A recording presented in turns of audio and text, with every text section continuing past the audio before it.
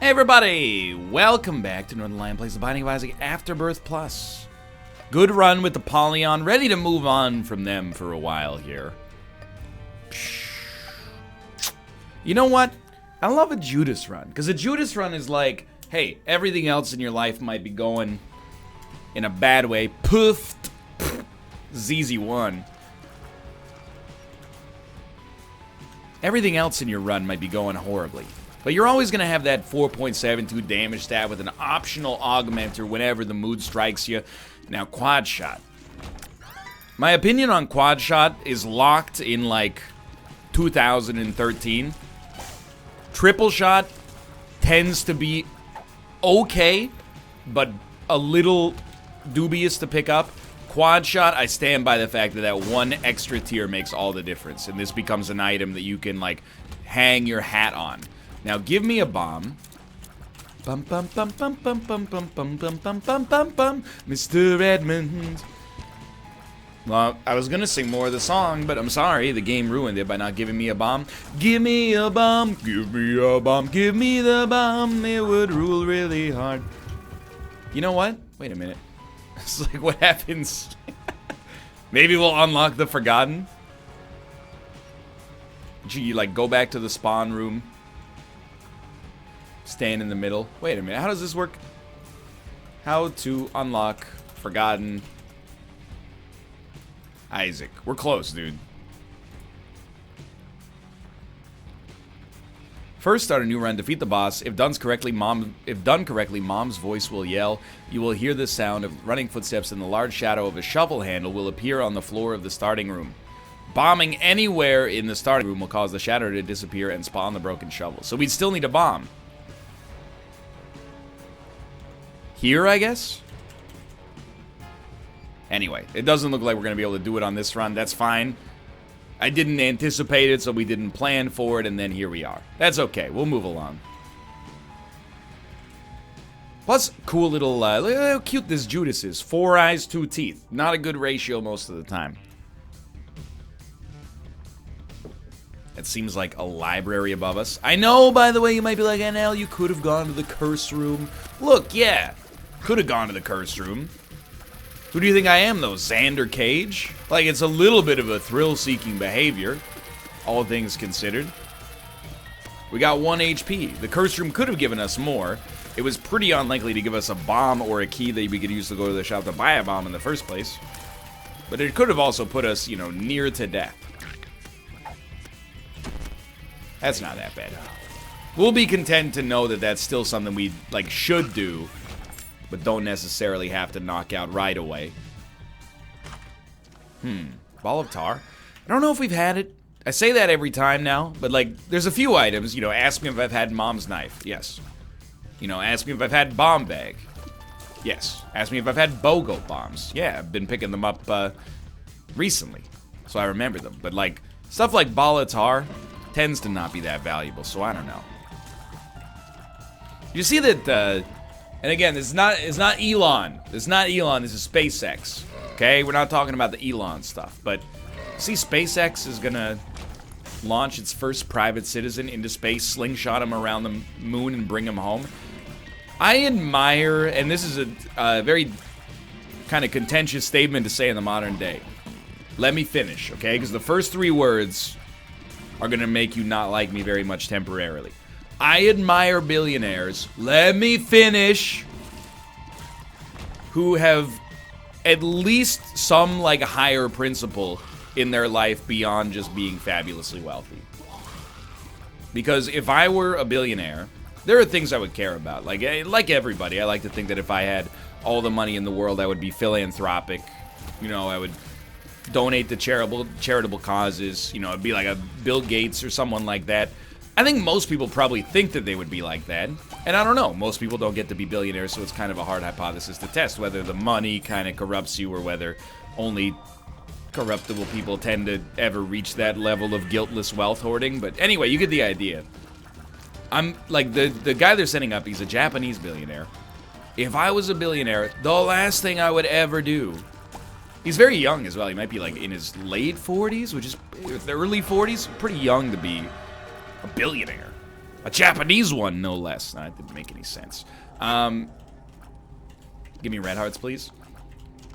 If I were a billionaire, you could not fire me into space. Because as far as I'm concerned, I won Earth. Are you crazy? It's like the only thing that could jeopardize my incredible life on planet Earth. Now, it's not fair to say money solves all problems, but like, I mean, you'd rather be a billionaire in most cases. Let me take a drink here for a sec.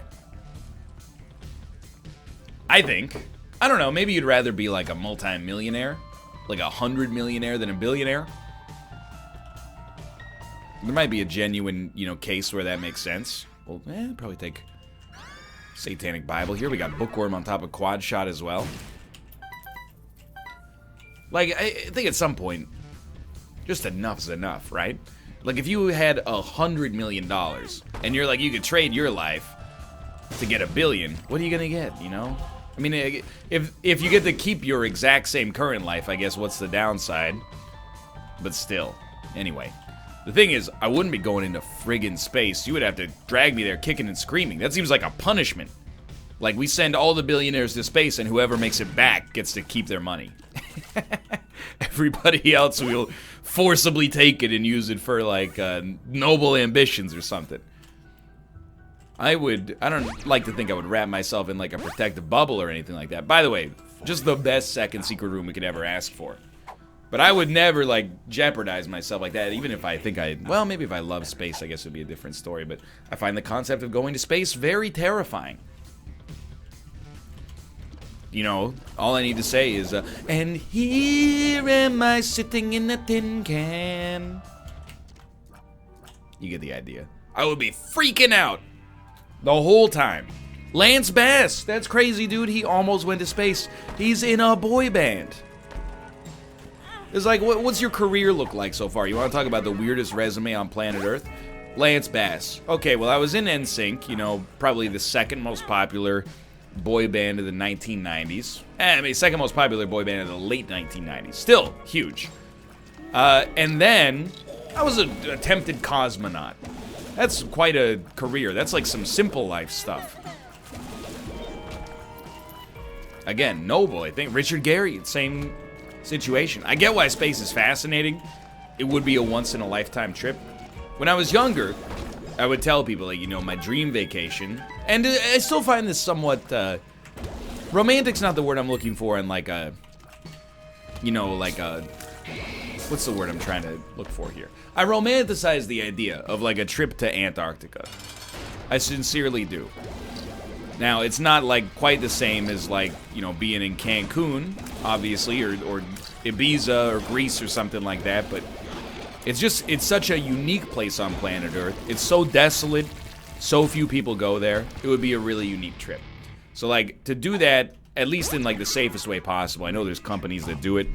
Not really something I want to do at this point in my life, but maybe when I'm a little bit older, sure. I think that would be, like, a once-in-a-lifetime, really neat vacation. That would also probably, you'd need a vacation from your vacation when you came back, but still. But space, I don't know. It's like one step too far. Because, like, if something goes wrong in Antarctica, you're going to be uncomfortable, and I suppose you could die. If something goes wrong in space, I think you're just done, right? Like, I'm not saying the dude is an idiot, but, I mean, you've seen Apollo 13, right? I would not be, I mean, personally, me, wouldn't even have, obviously, one iota of the scientific know-how you would need to survive that situation. I was very rude to my donation machine earlier. I tried to make it up to you, and you besmirched me and rebuked me. As a result, I will be leaving. Good day, sir. Anyway. You're just done, though, right? And maybe, I mean, if everything goes right,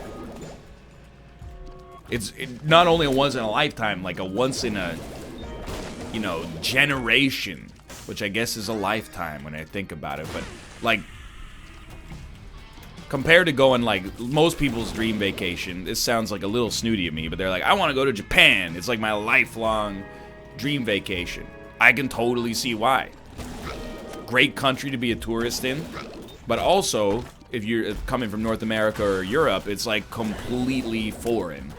most of the time. I mean, they have McDonald's and stuff, but it's like, you know, the country was in isolation, at least to the Western world, for most of its early existence. So, you know, it's got its own culture going on that's, like, to some extent, free of influence that you're familiar with. Except until, you know, recently, but you get the idea. Small rock, please? Gotta try. But, like, the moon? Now, where did you go for holiday? I was trying to think of a Japanese first name, and I thought of Ken. Because of Ken Watanabe. And, dude, I'm pretty sure that his birth name is probably not Ken. But I could be wrong. I'm not assuming it couldn't be. I don't know, I guess Ken was in Street Fighter. He was American in that, but you get the idea. I'm just being offensive and being offensive, Steak, at this point. Oh, I went to Puerto Rico. Where did you go? Oh, I went to a little place, maybe you've heard of it. You see it in the sky every night. It's called the moon. How was it? Well, I mean, like, in terms of creature comfort, it's probably terrible. But in terms of, like, personal fulfillment, it's gotta be absurd, right? In a way, though, isn't it weird? Because, like, you know, Neil Armstrong, Buzz Aldrin, John Glenn, they all got paid to go to the moon. You're paying SpaceX to go to the moon? It's like paying somebody to do their job. Well, of course I'm going to go for the reroll. You know who you're talking to here. The reroll, it was destined to be worse. Because the run that we were on was awesome. But oh well. That's how you know you got a good job. When people would pay to do your job just to know what it's like and get a little taste of it. Like, there's probably other jobs like that in the planet. You know, if you were like, hey, for 100 grand, you could, like, play in the Premier League or the NHL or the NBA or the NFL or, like, whatever major professional sport league you were interested in, people would be like, for a game. There's a lot of rich people out there that would be like, dude, I would pay you 100 grand to, like, simulate being in the NFL for a game. Just be, like, on the field, be a punter or something like that, even if I was terrible.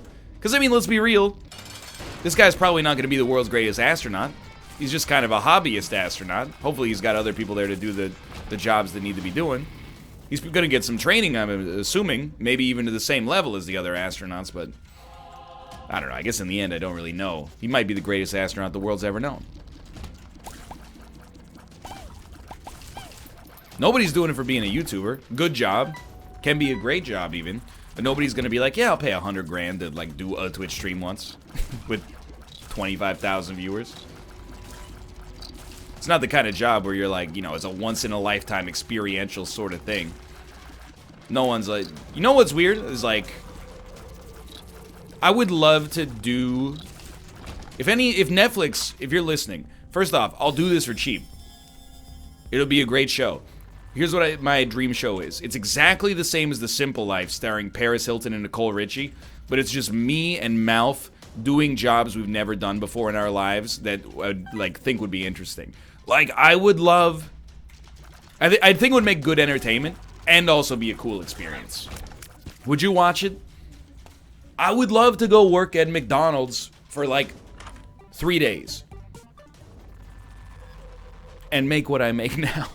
But still, I would love to, like, do the duty of working at McDonald's and figure out what it's like, get some perspective on, like, you know, when it's 5:15 p.m. and you got 12 cars in the drive-thru and the people are like, oh, give me 14 chicken nuggets, and you gotta go, wow.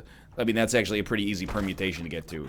446, but, or 10-4, I guess, but anyway, that's not probably what most of the duty is. That'd be cool. You know, they'd have to be jobs that require, like, little skill, I guess, but... Which sounds insulting now that I've said it, and I regret saying it immediately. But the jobs that don't require a substantial amount of training to at least do a basic part of the duty. How does that sound? Like, I would love to, like, work at a car wash for a couple days or something like that, and then document what that's like for YouTube. I think it could bring people together, because here's the thing. The Simple Life was terrible. What it was two... just awful people. And I mean, they were probably playing up their awfulness for television, but does that make it any better? And the whole point of the show was like, hey, look at these rich, spoiled idiots doing jobs that are too hard for them because they're dumb. It's like, it's a show that just made you hate Paris Hilton while simultaneously making her slightly more wealthy than she already was from birth. My show, and I mean, I haven't ever asked Malf about this, but I'd like to think that he would be in too. It would be about illuminating, like, for the populace, what these jobs are like that you've always seen people do, but, like, have never actually done yourself. Like, me and Malf manning the counter in the coffee machine at a Tim Hortons for an afternoon. That's a dream show. Dealing with all the crazy characters that come in there, the rush orders, the people who are like, oh, can I get a vegan eclair? And you gotta be like, they don't make those. Sounds like a great show. Well, don't you think? I think it'd be a cool show. Me and Malf as like news anchors. Figure out what are TV weathermen or something like that. Just like jobs you've never done before. And see the nuance that you would only know if you had done them. Me and Malf, you know, being telemarketers. Me and Malf being valets. Me and Malf making sandwiches at Subway. If they ever get over the CBC thing. This is a dream show. Why did I choose Malf? First off, I didn't give it a whole lot of thought. It just came to the top of my head. Which is very flattering for him. But Malf has worked blue collar and like, you know, retail jobs. So I know he's got the backbone and the mental fortitude to handle it without being a big baby. Secondarily, my dude rolls with the punches. I think he'd find it an interesting concept. Now, I have no experience in media except for about 6 hours a day, every day for the past 8 years talking to myself. But I'm telling you, Netflix, I don't know what a reasonable ask is for a television budget. What about 10 episodes? 10 grand each. That's not a lot of money in the whole scheme of things. You gotta pay a crew, travel, plan, take time out of our day to get the episodes sorted. You know, it seems reasonably cheap to me, but again, I don't work in the industry. Just as a quick pilot, and if it works, it's gonna cost you. We're gonna bleed you. Anyway, so this has been a prolonged fantasy, but like, I enjoyed the time that I lived in my head during that, where me and Malf are television stars. Perhaps one day. Why not just make it right now? Because it would be annoying. I know you're going to beg the question there. Me and Malf don't live together, for one, and also, like, feel like a weirdo if I called up McDonald's and was like, hey, can I work in your store and film it? I have a YouTube channel. They're going to be like, no. If I at least had Netflix behind me, I could be like, hey, can I work in your store and take footage of it? I have a Netflix show. They would be like, no? You know, it's a better no. It's a less definitive no, which I would appreciate. I'm just saying. That's... Oh, where did I go? See, that's the kind of off-the-cuff humor you could get. But anyway. That's a dream show for me. As far as I can swing it. We could also spin it a little bit like The Simple Life. Malf has a white-collar job. I have what I have on many occasions called like one of the easiest jobs in the world, which is not to say that it doesn't have unique challenges, but at the same time, the actual duties of doing the job are very simple and, you know, not really tiring, but you get the idea. So I would be like, I'd be the baby. I'll be the Paris Hilton role, but like less contemptible, hopefully. Okay, take me out of here. I don't wanna let you go till you see the light. That was weird. I actually got water stuck in my throat. What are you doing in there?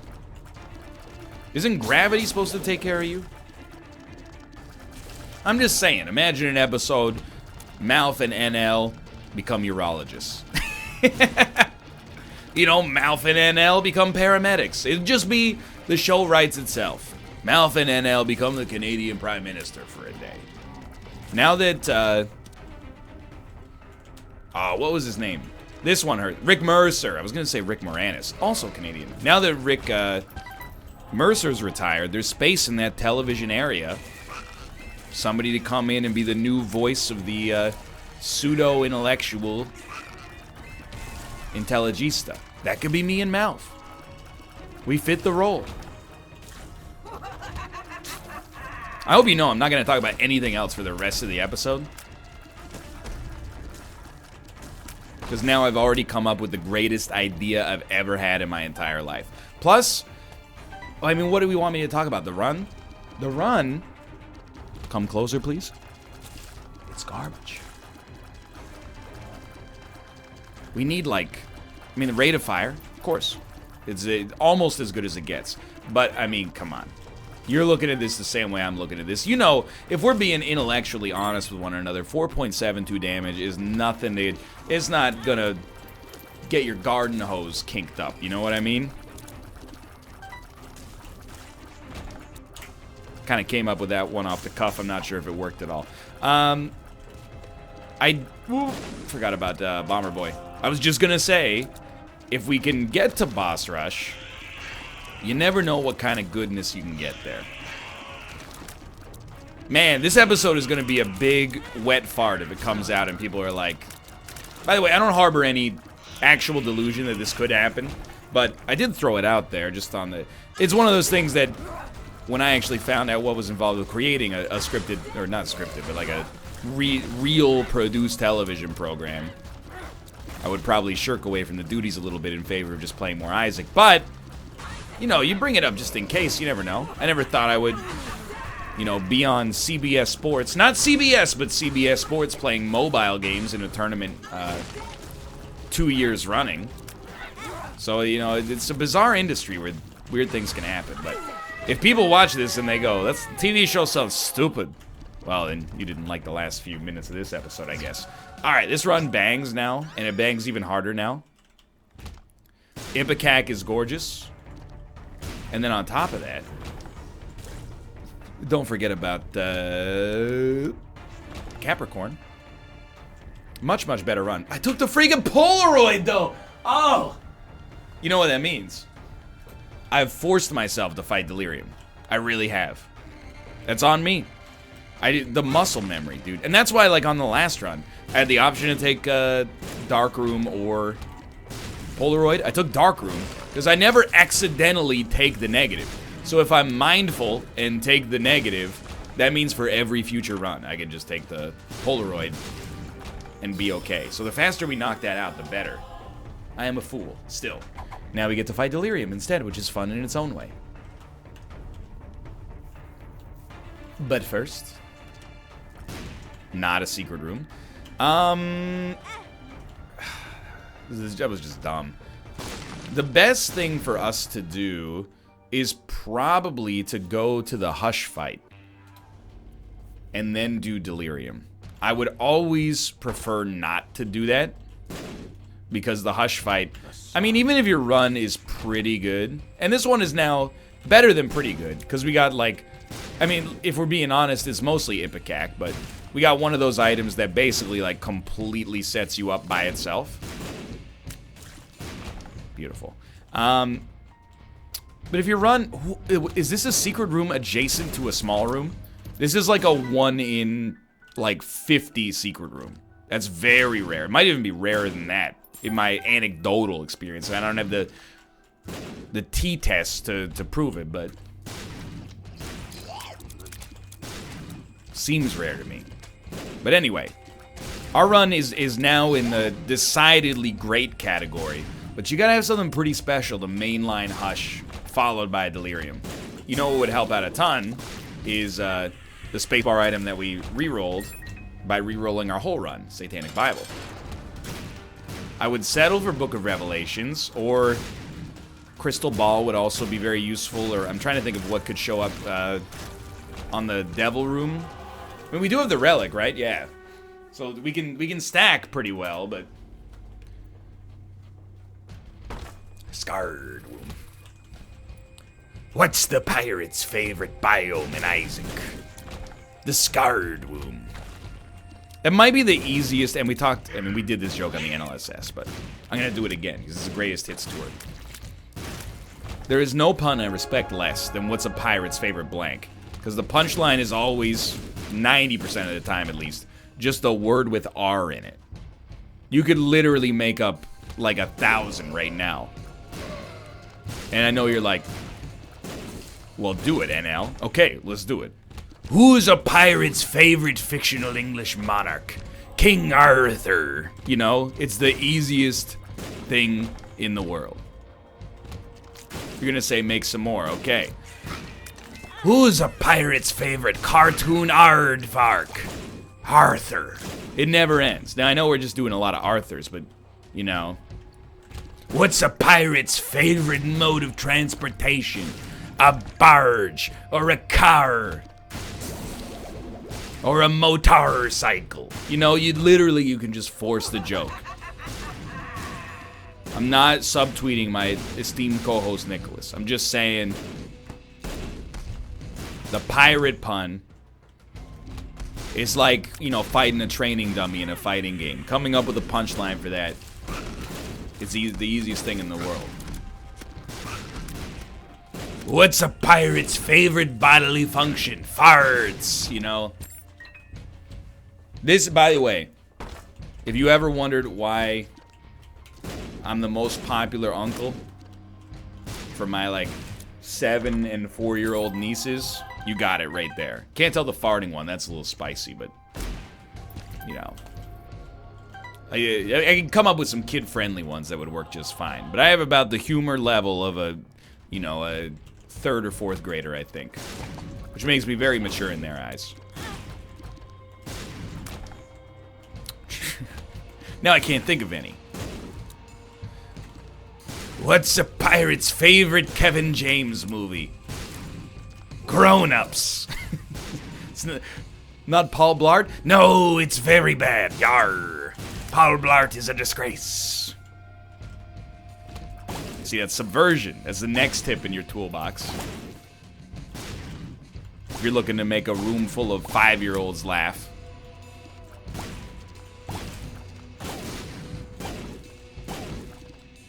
Who's a pirate's favorite country music singer? Reba McEntire. I was just gonna say Garth Brooks. I'm just saying, it's bad. I don't like it.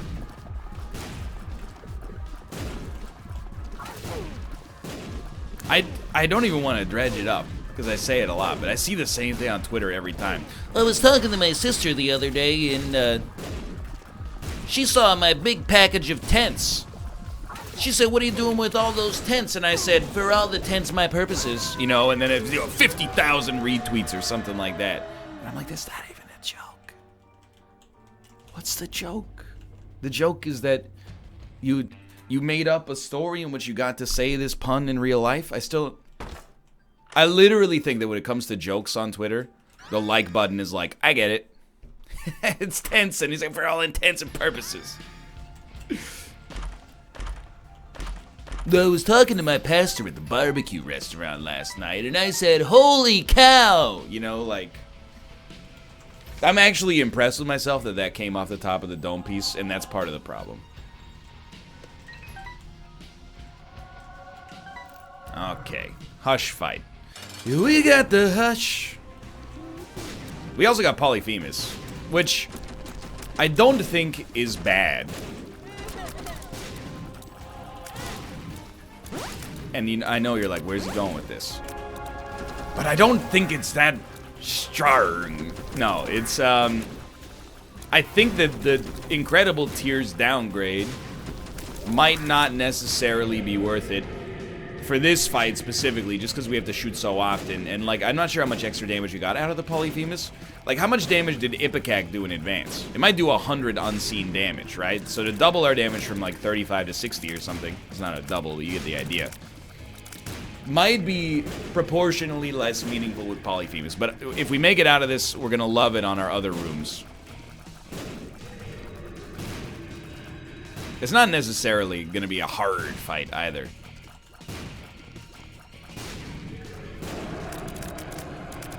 Please. I beg you. You know, I was at the airport today. Can I tell you something I've never done at the airport? I've never used a... A baggage cart. I wasn't originally intending to do that, I promise. But it is a pirate's favorite way to carry a suitcase. I guess I'm in a good position. When my wife and I go to the airport, we have 2 suitcases, 4 hands. The ratio works out really well. I saw one man pushing a baggage cart with 3 suitcases, and 2 situations immediately popped into my head. Because I think there's an obvious question, and the question is, why does one man have 3 suitcases? The more likely situation, but I think both are relatively plausible, and the dude can live his own life. He doesn't need to worry about being judged on the internet, okay? More power to him.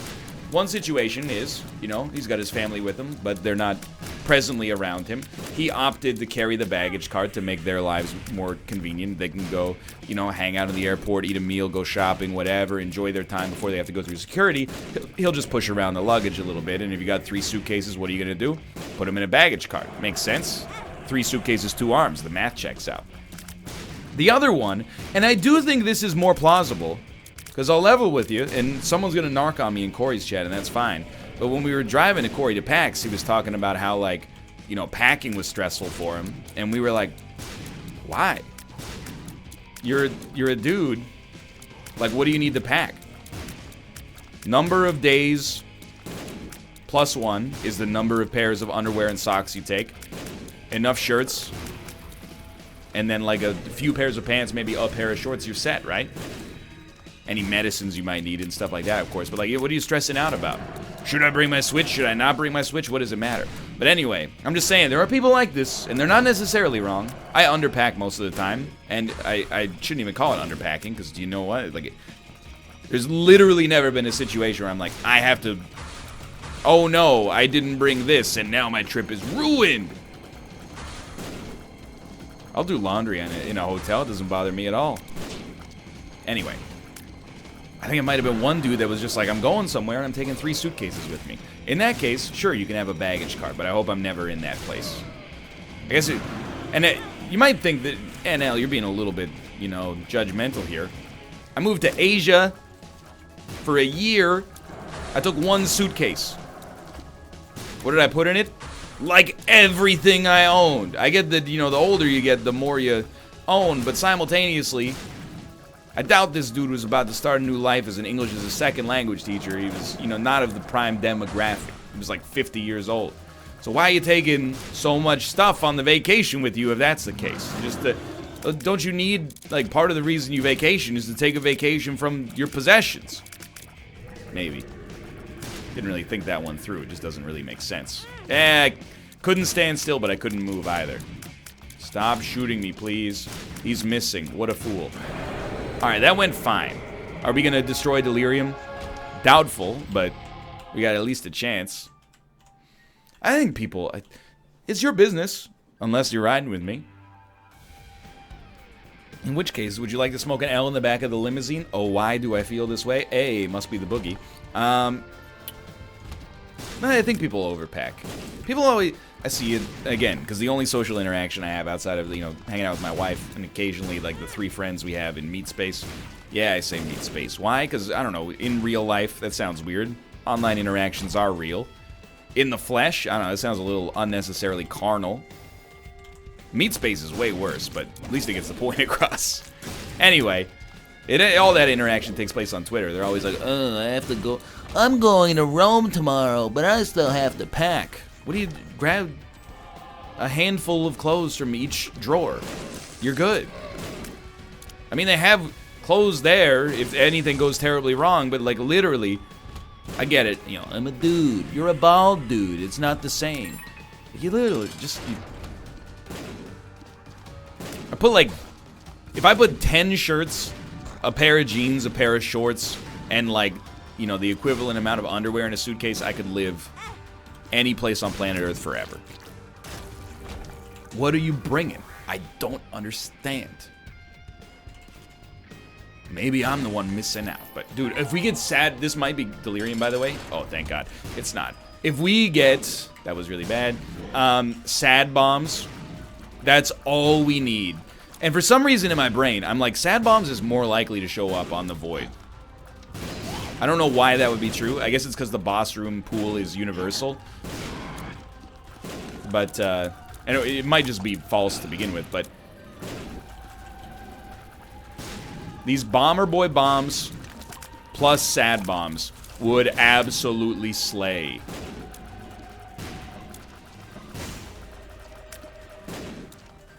Oh! No, thank you. I would rather you didn't. So our HP is not looking great for this Delirium fight, but we got potentially a decent amount of items still to go. I don't have a problem with everybody. The only reason I even bring up the baggage situation is because, you know, clogs up the airport a little bit. It's like seeing a single person in an SUV.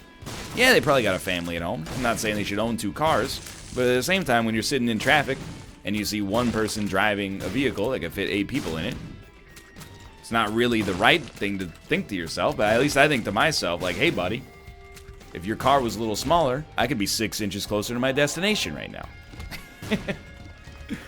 And truth be told, ain't any of my friggin' business, but still.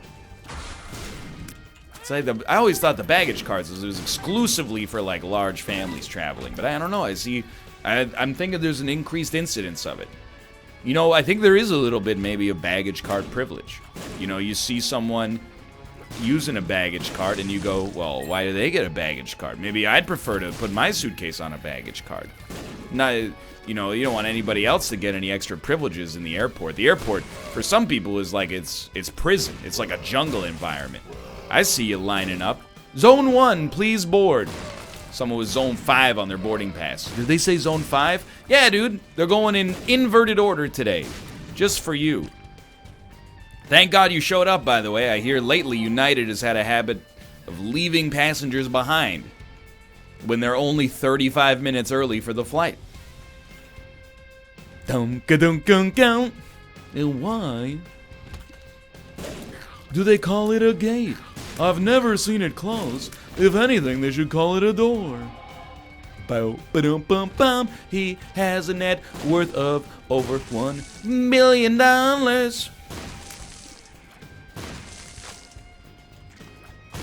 As much as I love Seinfeld. I think Seinfeld is an amazing television show. Jerry Seinfeld's stand-up, I respect. I don't usually enjoy. It's just, it's very dated in my, it's not modern, and that's okay, but it's not something, for the most part. You know, if you were like, Jerry Seinfeld's coming to Vancouver, I'd be like, cool, how much are tickets? If you said $30, I would be like, dude, let's go see him, he's a legend. If you said the real price, which would probably be like $90 to $150, I would be like, are you crazy? I already know everything there is to know about driving on parkways and parking on driveways. That being said, I gotta say, Comedians in Cars Getting Coffee is like the ultimate television program for a billionaire to have. It's very similar to the show that Malf and I described. Basically like, I film me and my friends being rich and talking to one another because we're hilarious. Does it make money? I don't care. It's a dream come true. Dude, that's like the perfect FU project. He's like, well, I'm rich, but I'm also busy. Maybe I'll just, like, meet cool people and film our interactions. That's a cool way to spend, like, your golden years. Except for that episode Miranda sings. But anyway,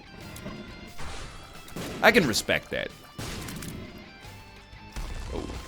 So this fight is going to be, I think as far as Delirium fights go, it's going to be like a 7. It's not going to be torturous, because you can see, like, our damage is pretty good. But it's also not easy. Like, we had that one Delirium fight maybe 4 or 5 videos ago where basically we walked into the boss room and they lost 70% of their HP for reasons that I still don't fully understand. We're going to have to focus the whole time, but yeah, I think it's like a 7. We should win. Things could go wrong. We will probably take a decent chunk of damage, is my guess.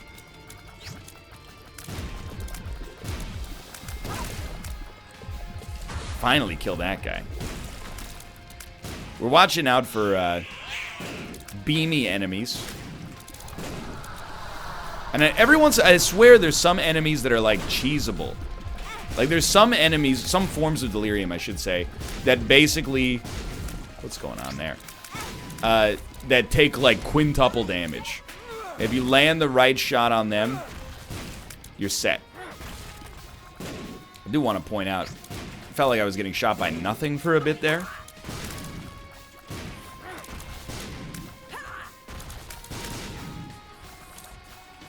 Like that guy, I feel like he might take a little bit more damage than the norm. I'm actually, I mean, we're halfway through the boss fight. I'm not convinced that we're set yet, you know? Delirium gets faster, and I just realized, like, 1.20 speed is not bad. We're caught between a rock and a hard place right now. 1.20 speed is not bad, but it does get bad when you have enemies telefragging you from across the map. And it doesn't look like there's any kind of, like, magic bullet coming for us here. Like, we need an enemy to drop something, or maybe one of these mushrooms to pay out. I don't know. I mean, this is not a complete, dare I use the parlance of my generation, this is not a complete fail. It's not like we've thrown the run. It's just, it's tight, dude. It's a tight run. We don't have a whole lot between us and Delirium. The tail of the tape is very close together. It might be a draw, like the KSI Logan Paul fight.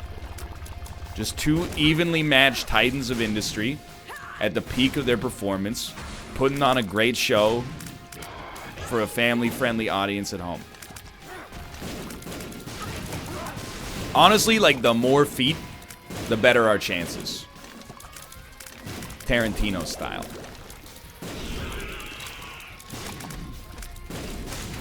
Why are there so many, like, lamb fights going on simultaneously? Because the feet are easy-ish to dodge at our current speed, and we get a guaranteed hit on them each time. And, mercifully, what is happening? Mercifully, they don't shoot too many bullets at us. I don't know, I'm like, this is a dream come true, man. No. Give me more of the lamb to fight. He just stands still and fires occasionally. If I could just keep Delirium away from me, we might still have a chance.